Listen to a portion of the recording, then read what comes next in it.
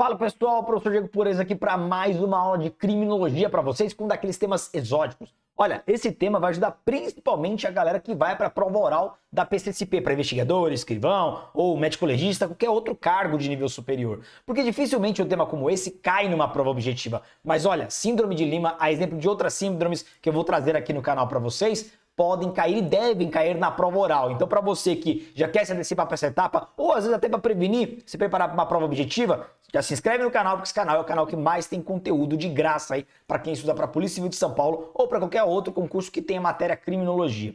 Síndrome de Lima, vamos lá, deixa eu fazer uma introdução que é importante. Se você é inscrito nesse canal, você já assistiu aulas como Síndrome de Estocolmo, Síndrome de Londres. E para facilitar a compreensão de vocês, a Síndrome de Londres, ela é o contrário da Síndrome de Estocolmo.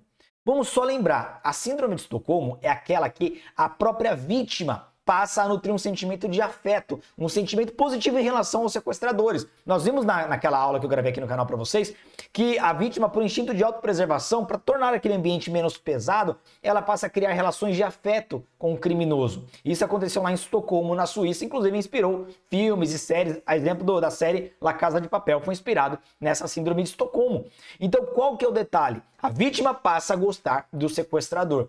Na Síndrome de Londres, a gente tem o costume de falar que é o contrário, porque é o contrário em relação ao sentimento, né? Vamos lembrar, na Síndrome de Londres, a vítima passa a ter uma repulsa, um ódio em relação aos sequestradores. Então é o contrário em relação ao sentimento.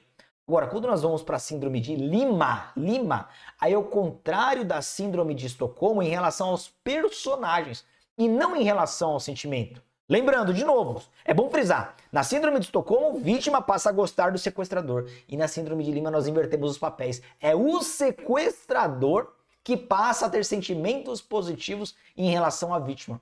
É pouco falado porque é muito raro de acontecer na prática. Então vamos para uma definição para fins de concurso. Síndrome de Lima é a denominação dada pelo estado psicológico em que criminosos, geralmente sequestradores, desenvolvem sentimentos positivos em relação às suas vítimas, como admiração, simpatia, afeto, cumplicidade, cuidados e por aí vai. Olha que interessante. Agora, de onde vem esse nome Lima, digo, Síndrome de Lima? Para quem não sabe, Lima é a capital do Peru. Então aconteceu um episódio exatamente lá, que eu vou resumir aqui para vocês. Basicamente, foi um episódio que aconteceu em 1996. Foi um sequestro na embaixada japonesa lá em Lima, Peru, tá? Por meio de um grupo criminoso, o Movimento Revolucionário Tupac Amaru, o MRTA, para muitos, uma organização criminosa pesada lá no país do Peru. E o que acontece é o seguinte, vamos contextualizar. Naquela embaixada japonesa, tinham muitas pessoas ricas, influentes, muitos poderosos, muitos que tinham cargos de diplomacia, pessoas que tinham um bom jogo de cintura, sabiam lidar com situações tensas. E o que aconteceu na prática é que os sequestradores, eles começaram a nutrir um sentimento de afeto em relação aos sequestrados. As vítimas, por conta de um jogo de cintura, passou a conquistar aqueles sequestradores. Por outro lado, vamos lembrar que para os sequestradores também é um ambiente de pressão, um ambiente tenso. Então há também esse instinto de autopreservação, que pode acontecer com algumas pessoas, não é com todo mundo, de alguma forma tornar aquele ambiente menos pesado, para sofrer menos. E, claro, esses sequestradores, eles tinham lá suas exigências, mas o que aconteceu na prática foi o contrário. Aos poucos, foram soltando as vítimas, foram libertando de forma espontânea e sem nenhum cumprimento de exigência, nada, simplesmente foi soltando até que não tinha mais vítima, eles acabaram se rendendo. Olha que interessante.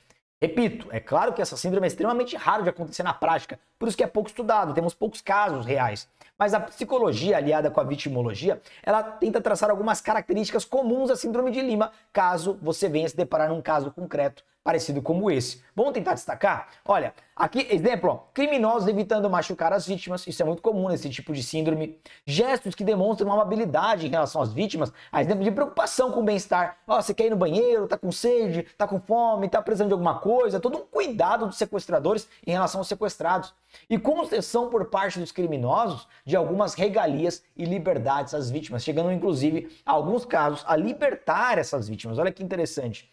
Síndrome de Lima, pessoal, repito, ela pode cair em qualquer etapa do concurso, prova objetiva, discursiva, mas a maior tendência é que ela seja cobrada na prova oral. É a típica questão exótica para examinadores tentarem arguir ali, para ver se desestabiliza o candidato, né? Se te perguntarem o que é Síndrome de Lima, claro, você assistiu esse vídeo, mas para quem não assiste, fica perdido, não faz ideia do que se trata, o nome não ajuda, não traz nenhum indício, nenhum gancho ali para essa resposta. Mas resumindo, síndrome de Lima, portanto, é o estado psicológico em que o criminoso, geralmente sequestradores, passam a nutrir sentimentos positivos em relação às vítimas. Guarda isso, fica bem fácil. É bom até guardar um pouquinho da historinha, porque se cair numa prova oral, você vai enriquecer e diferenciar a sua resposta da concorrência ali na hora de contar a historinha e explicar o porquê do nome Síndrome de Lima, beleza? Se você gostou, deixa o like, se inscreve no canal, que sempre que eu puder eu vou trazer novos temas, inclusive temas exóticos para vocês que estão se preparando para esses concursos, beleza? Grande abraço, bom estudo a todos e até a próxima.